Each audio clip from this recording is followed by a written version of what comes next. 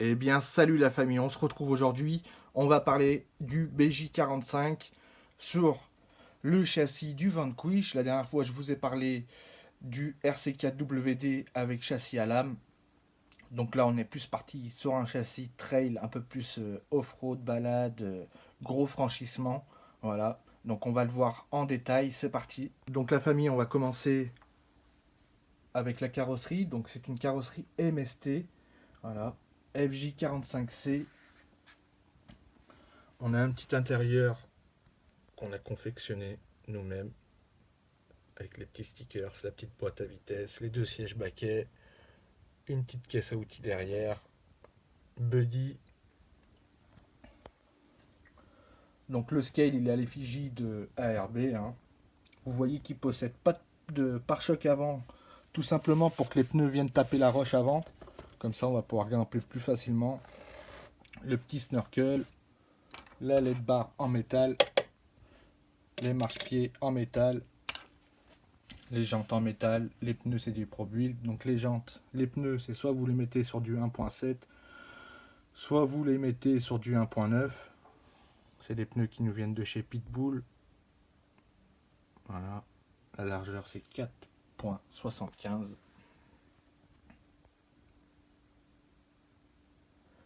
Le pont avant est lesté de 200 grammes. Voilà, avec les options Trail et RC4WD. Il possède les options du TRX4. Donc on peut débloquer et bloquer soit l'arrière ou soit l'avant, ou bien tout débloquer, ou bien rouler en 4x4, donc comme un vrai 4x4 off-road. Il possède aussi l'option digue. Donc l'option digue va nous aider lors des descentes, des grosses descentes. Donc ça va retenir le train arrière, les roues du pont arrière vont être bloquées. Ce qui va nous donner aussi comme option pour pouvoir tourner sur 360 degrés. Vu que l'arrière sera bloqué, on possédera que la motricité sur le train avant.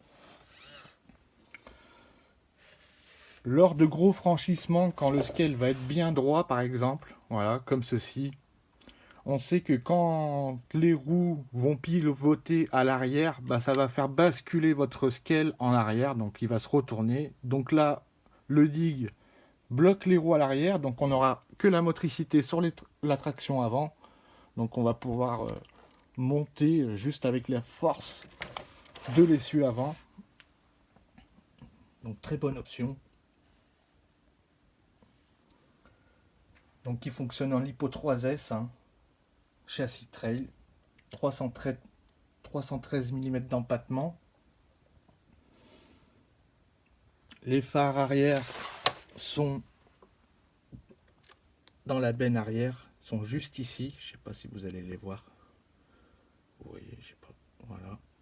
Le pont arrière ARB avec le capot RC4WD.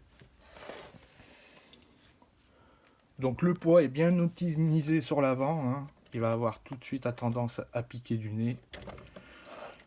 La batterie, on utilise des lipos Shorty en 3S.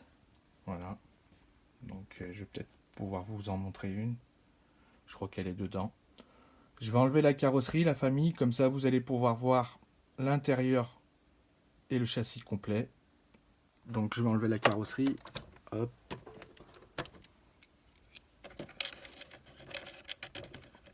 Donc le peintre de la carrosserie, c'est BRZ Passion, hein. Vous pouvez vous abonner à sa chaîne. C'est lui qui a réalisé la peinture du scale. Donc voilà, la batterie, elle est positionnée à l'avant, hein. Lipo 3S, sensé. Voilà, très bonne autonomie. La boîte est bien définie, elle est posée sur l'avant avec le moteur juste en dessous pour la gravité. On a un pignon 13 avec un moteur 2300 kV. Les micro-servos du TX4, voilà, pour bloquer les diffs. On a le dig ici, donc il suffira d'actionner le servo, ça va venir rabattre la tige pour bloquer le pont à l'arrière. La boîte de récepteur se trouve ici. On a des suspensions HR gros volume pour encaisser l'écrasement.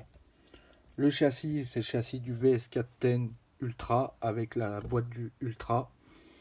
Le Ultra ne possède pas l'option des diffs, donc c'est pour ça qu'on a mis les ponts du TX4. Le Ultra, il a aussi les ponts portiques, comme le TX4. Donc nous, on a mis une petite option en plus, hein, avec le dig, comme ça. Parce que en off-road, la plupart des RTR proposent soit la boîte 2, soit les diffs. Là, on a essayé de réunir pas mal d'options comme ça. Le pignon, c'est un pignon de 13 Vanquish. Voilà, les cardans, c'est les cardans incision. Les liens incision. Les chapes, c'est les chapes de TX4. On a ravancé les supports d'amortisseurs à l'arrière et reculé ceux de l'avant pour gagner en flex. Voilà, il va être bien agile comme ça. Le centre de gravité du scale, il est bien bas. Voilà, vous allez le voir comme ça. Donc pour le franchissement, c'est top, hein. Vous voyez les liens, ils sont bien droits. Ils sont plus inclinés vers l'avant que vers l'arrière.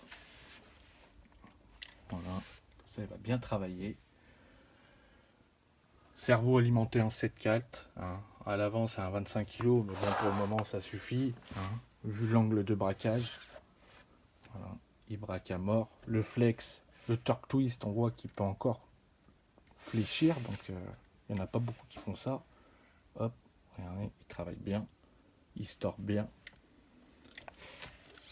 Donc, pourquoi j'ai voulu prendre un châssis VS410 ?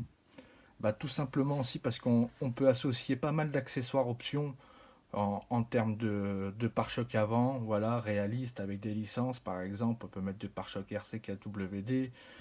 En termes d'essieux, vous n'êtes pas obligé de partir sur des TX4, hein. Il y a ceux d'origine l'écurie, voilà, de Vanquish, qui sont pas mal. Ils sont tout en aluminium là.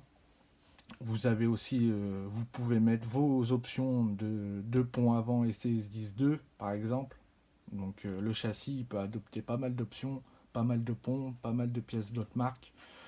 Je voulais faire un type un peu Toyzuki, voilà, pour ceux qui connaissent pas, c'est les châssis bien bas qui sont dans les compétitions. Donc là on est dedans pratiquement. Voilà, j'ai pas un châssis en carbone, mais j'ai un très bon ratio. On a bien travaillé, on a bien pensé, et franchement ça fonctionne pas mal, c'est homogène. On a pas mal d'options, donc c'est bien. On l'a fait nous-mêmes celui-là. Voilà. Donc la famille, on se quitte là-dessus, la vidéo s'achève. Donc dis-moi dans les commentaires si t'es plutôt Toyota BJ40 ou bien Forerunner. Voilà. Et puis c'est tout, hein. Restez connectés, on se dit à très bientôt. Prenez soin de vous la famille. À plus.